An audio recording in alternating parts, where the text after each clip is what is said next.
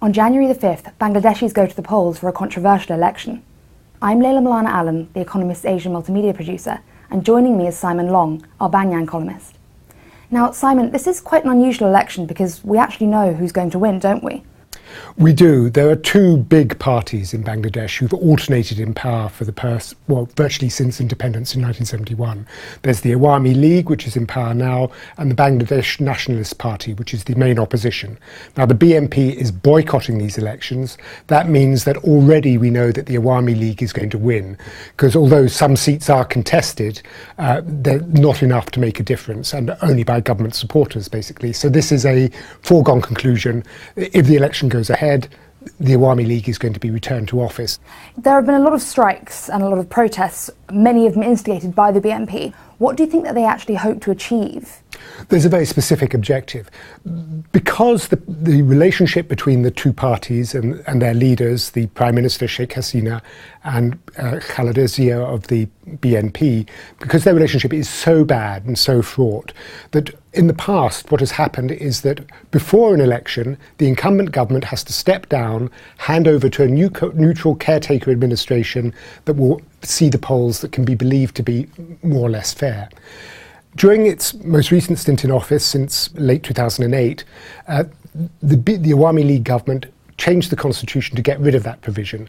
So it is running the government over the election period, and the BNP believes that in those circumstances it cannot possibly be fair and it doesn't have a fair chance of winning.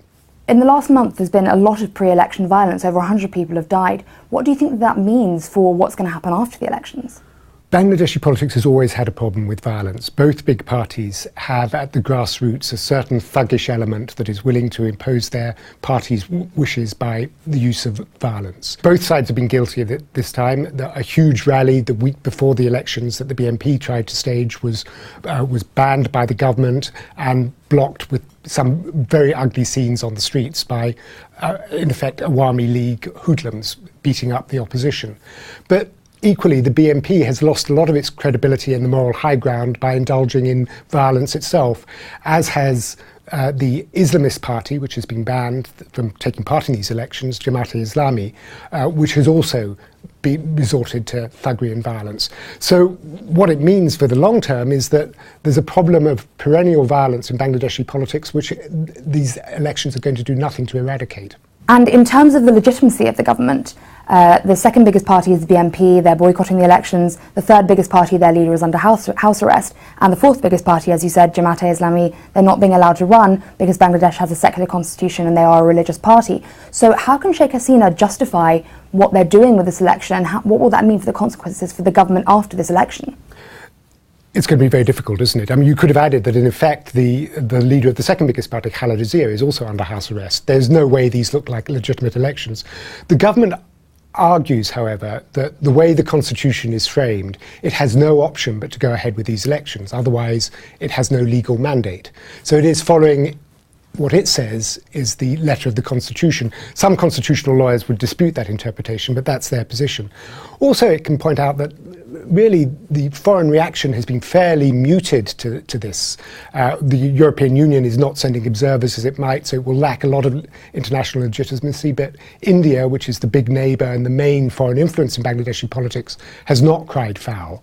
So she will hope that, having won the election, already in effect, she will be secure. But it's very hard to see how that can last.